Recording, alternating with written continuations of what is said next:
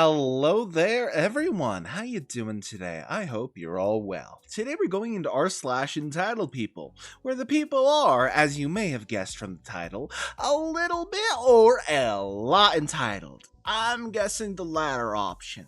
If you enjoy, remember to like, subscribe, leave a comment down below, and hit that hype button if you enjoy. Now, let's get started, shall we?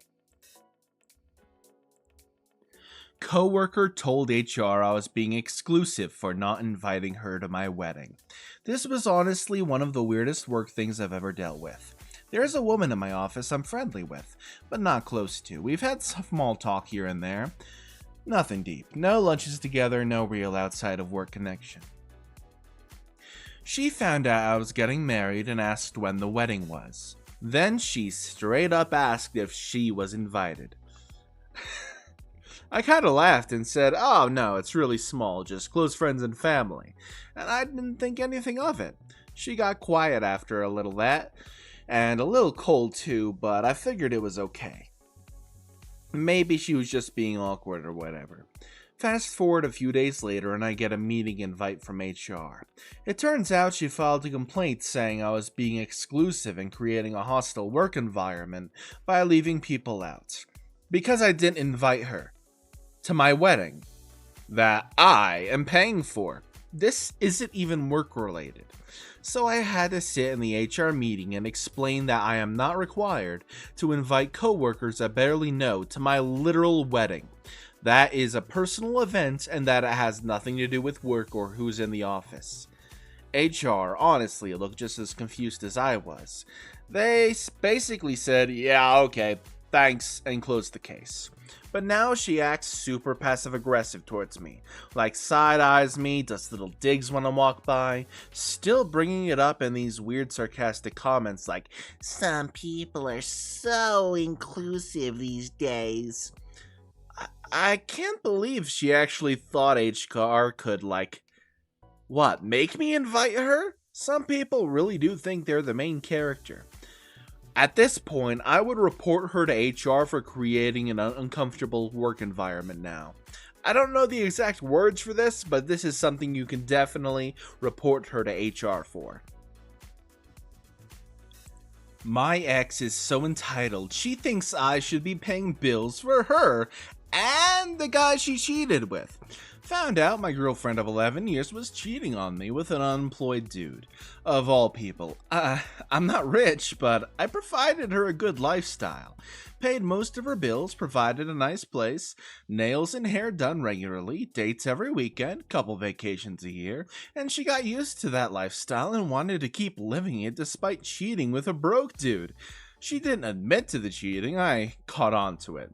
Once it was clear that I was done with her, the entitlement really started to show. She said because I had family in the area, and she didn't, I should move out but continue paying the bills to give her and the new guy a chance to get on their feet. She also insisted on keeping my dogs, told me I could only see my own dogs if I asked the new guy. But since they didn't have any money, I needed to continue paying for food and vet bills. Instead, I kicked her out and kept my dogs. At that point, she was angry and still felt entitled to my income. After I kicked her out of my place, she claimed she was forced to quit her job because I forced her to relocate. And she tried to sue me for lost wages, which didn't work out in her favor. You would think she'd stop at this point, but oh no, she didn't. She contacted my work and threatened to sue them, stating, "Your employee's actions cost me everything," and tried to insist they settle outside of court with her for $100,000. She didn't make that much money. Instead, my work filed harassment charges against her. You would think she'd stop at that point, but she didn't. She started messaging every family member of mine that she could find.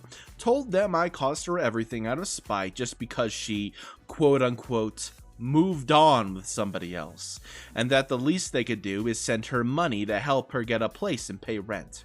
And when that didn't work, she went online and begged people to send money to her Cash App to help her with a place to live and claimed I was a domestic violence situation. I don't understand how she doesn't understand that any financial support I gave her would end if she cheated on me. We weren't married. We don't have kids. I have supported her for years. I owe her nothing. I really don't owe it to her to help her and her new relationship get on their feet and establish themselves, which seems to come as a shock to her. That woman is unhinged. I hope OP has her permanently blocked everywhere, cause dear lord, she's cray-cray.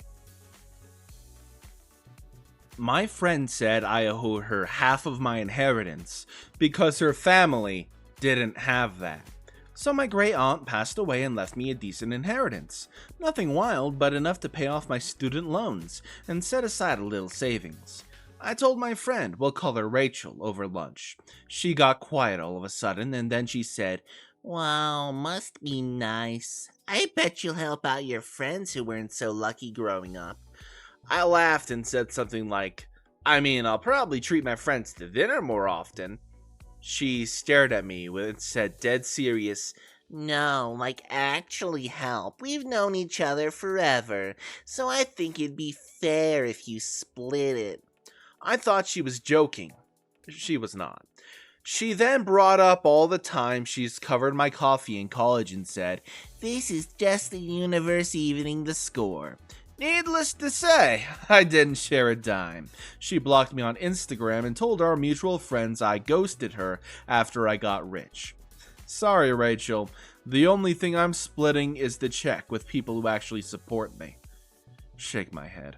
My husband and I were discussing possibly taking the kids to Disney World, not even making plans necessarily, but kicking ideas around.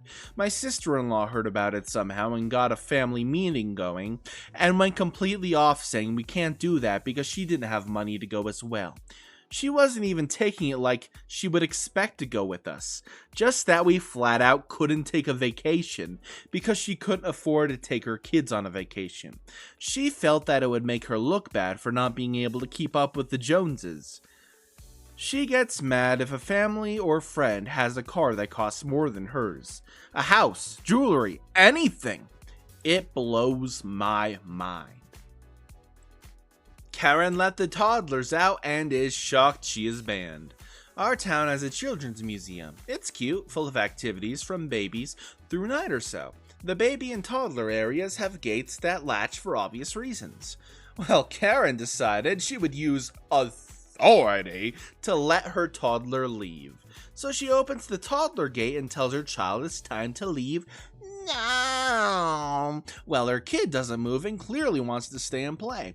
Instead of closing the gate, retrieving the toddler, and going on with her life, Karen decided to hold the gate open and start demanding her toddler listen. So, of course, the other toddlers book it out of there, and Karen continues to hold the gate open and does nothing to prevent this and just keeps yelling at her kid. Instant chaos as parents and grandparents scramble out to catch the escaped toddlers. Toddlers are beginning to open elevators, run to balconies, into the manager's office, and my child was booking it towards the stairs. I'm about to catch her when she jucks into the art room, messy but safe, and I notice a toddler nearby to the stair landing, which are 2 stories in stone, and glance quickly and see Grandma going as fast as she can, but nowhere near fast enough, so I leave my kid to her painty fate and snatch up Darius, as his name was, and deliver him to a grateful grandma. I hear a dad say, "Close that gate," as he has one twin in his surfboard meltdown and another just booked it out of the gate towards me and the paint room. This Karen yells at him that it's not her job to watch his kids. She's got 3 kids of her own to handle. She's still holding open the gate. I'm acting as a shepherd of sorts between the toddlers and the stairs. Paint is everywhere, with unsupervised toddlers not wearing their paint-proof smocks going hog wild. Apparently my daughter's favorite color is yellow, as we found out today. With the sudden chaos, a manager came to see what was happening, and 2 dads point to the Karen, who finally picked up her child and shut the gate. Thank God. Karen then tells the manager how she felt unsafe because the dad who yelled closed the gate and demands action. By then, I heard a yellow gremlin in arms, and all the toddlers are corralled, and me and Grandma back up the dads and say how irresponsible her behavior was. Karen then launches into a tirade about how it's not her job to watch all of the children. The manager tells her she is banned and she starts screaming, so security gather her and her 3 kids and march them out.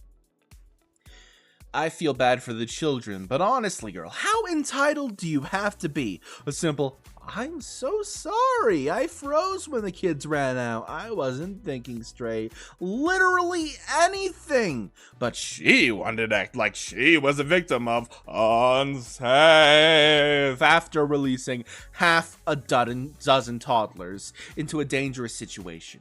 Edit to add, I've had a few women named Karen reach out to me and explain the vitriol they have experienced just for having that name. From doctors to waiters to complete strangers, they are instantly maligned. I believe the stories of the woman reaching out to me, so personally I'm done using Karen as a shorthand for an entitled person behaving poorly and demanding a manager. So let me get this straight, OP. Some Karens went on and Karen'd in your DMs about not using the word Karen, and you bent the knee to them. I'm not gonna judge, but I will say that's a little odd. Just a little odd. Entitled neighbor demands I stop using my own Wi-Fi because it's distracting her plants. Yeah, you read that correctly. I live in a townhouse complex with paper-thin walls and a whole bunch of colorful personalities. One of them is my neighbor, a woman in her late 50s who wears tie-dye every day, insists she has a telepathic connection with crystals, and once told me my aura was too digital. I'm usually sitting out from front of my phone with my computer relaxing. I suppose that's why she says I feel too digital, but her latest stunt took the cake. Last week, she knocked on my door holding a small potted plant in one hand and a printout of what looked like a hand-drawn diagram of a Wi-Fi signal in the other. She told me we needed to talk about my router. I was confused. Then she explained that my Wi-Fi was disrupting the vibrational energy of her succulents. She pointed to the drawing, which honestly looked like a sad jellyfish, and said the signal beamed directly through our shared wall and bombarded her plants nonstop. According to her, the plants were spiritually wilting because they thought the Wi-Fi was sunlight, but it wasn't. The best part? Her plants were in a dark hallway with no natural light. She claimed they had been fine until I got a new modem, and then gave me 2 options. Either turn off my Wi-Fi every night between 10 p.m. and 6 a.m., apparently the plant rest hours or something, or let her share my Wi-Fi and move the router into her unit so she could regulate the signal properly. I laughed because I thought she was joking. She wasn't. She stormed off as I was laughing at her. I am still currently waiting to see what comes out of this. That is the end of today's video. Remember to like, subscribe, and comment down below, and hit that hype button if you enjoyed so far. Now, I got a pizza to cook, because I'm about to have some Red Baron for dinner. It's going to be so yummy. Now, I will see you all next time. Bye-bye!